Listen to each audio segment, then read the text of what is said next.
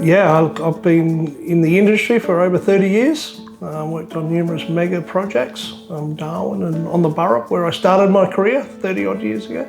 It's like coming home. All my family lives in Karratha. It's a mega project, 4 years in length, very high profile, and working for Clough, a tier 1 company.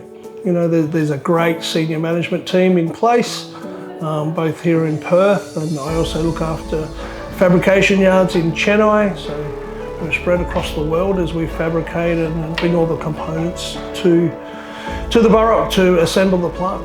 We do a lot with the Indigenous community. What we're trying to do is employ local. A lot of the workforce here and spend money in town, local suppliers. So I'm trying to set up contractors with them and the local workforce. Oh, look, come on board. It's an opportunity to experience the Pilbara. It's a beautiful town. It's well resourced.